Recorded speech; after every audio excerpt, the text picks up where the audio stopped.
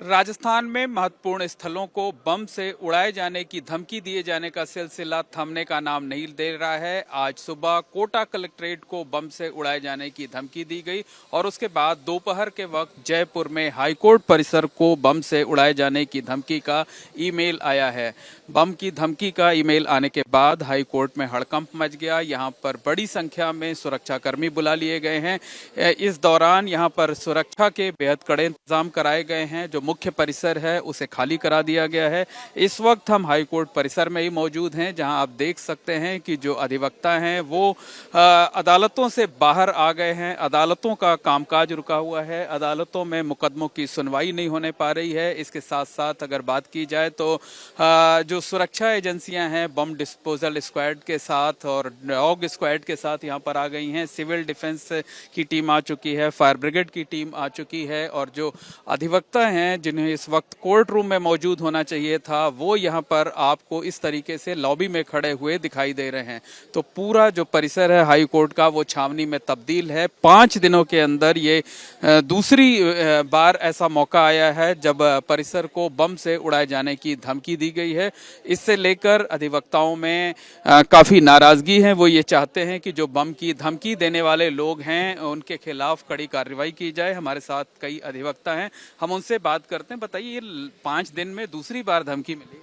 5 दिन में दूसरी बार है और हाईकोर्ट के अंदर ये तीसरी बार आया है। और इससे भी बड़ी दुर्भाग्य की बात यह है कि आज ये कोटा बार को के लिए भी इसका आया है कि वहाँ भी थ्रेट आई है। तो ये बहुत ही गलत और शर्मनाक बात है, निंदनीय बात है। हम इसकी बड़ी कठोर वो करते हैं, निंदा करते हैं कि बार बार ऐसी जो थ्रेट आ रही है और अपन लोग अपना सिस्टम है, अपनी एडमिनिस्ट्रेशन है, अपना साइबर टीम है, अपनी IT सेल है, इतनी वीक है कि जहाँ से मेल आ रही है वहाँ पर पकड़ ही नहीं पा रहे।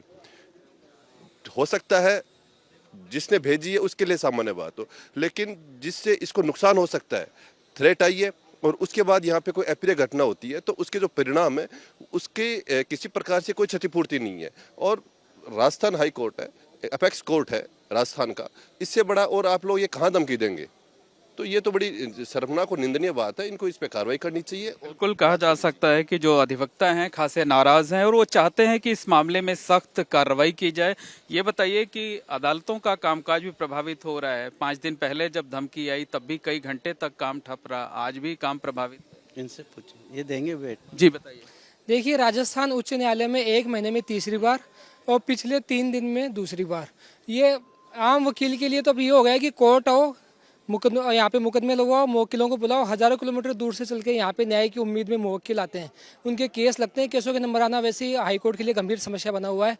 और उसके बाद में इस तरह की बॉम्ब की थ्रेट आना, 10 बजे 10:15 बजे यहाँ पहुँचते हैं तो तुरंत मैसेज मिलता है प्रशासन की तरफ से कि आज भी बॉम्ब की थ्रेट है। सुनवाई मुकदमों की रुक जाती है, हजारों मुवक्किल उससे पीड़ित होते हैं, केसों की सुनवाई नहीं हो पाती। और आप देखें कि 1 महीने पहले जो थ्रेट राजस्थान हाईकोर्ट को मिली उस बारे में पुलिस प्रशासन और इंटेलिजेंस का अब तक उसके बारे में कोई जांच नहीं की। कहा जा सकता है कि अगर जो पहले धमकियां मिली थी, अगर उन मामलों में ठोस कदम उठाए गए होते तो शायद आज ये नौबत ना आती। बिल्कुल ये सही बात है, क्योंकि पहले जब धमकियां मिली, ईमेल आए, तो उन पर कोई कार्रवाई जो है ठोस रूप से नहीं हुई।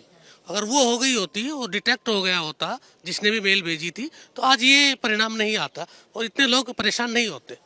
जी बिल्कुल देखा जा सकता है कि इस तरीके से अधिवक्ता यहाँ ये जो लॉबी है उस लॉबी में इकट्ठे हैं, अदालतों से बाहर आ चुके हैं, कामकाज जो है वो ठप पड़ा हुआ है आज भी। बताइए, क्या चाहते क्या हैं आप लोग? सबसे पहले हमारी ये कार्रवाई है कि जहाँ से धमकियाँ मिल रही है उन्हें जल्द से जल्द गिरफ्तार किया जाए और कठोर कार्रवाई की जाए। निसंदेह सरकार का प्रशासन तंत्र पूरी तरह से विफल है, इस पर सरकार को अमल में लाया जाए। निश्चित तौर पर कहा जा सकता है कि धमकी मिलने के बाद जो है वो बम की तलाशी ली जा रही है, उसे सर्च किया जा रहा है। हालांकि पहले जब 2 बार धमकी मिली तो कोई भी बम या संदिग्ध वस्तु नहीं मिली हुई थी।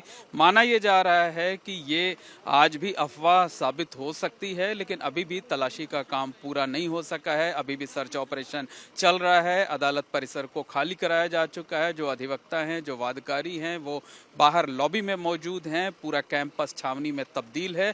लेकिन बड़ा सवाल यह है कि धमकी देने का सिलसिला कब थमेगा और धमकी देने वालों की गिरफ्तारी कब होगी, कब वो पकड़े जाएंगे, कब उनकी साजिश बेनकाब होगी। कैमरामैन गोविंद साहू के साथ मोहम्मद मोइन, ABP न्यूज़, जयपुर।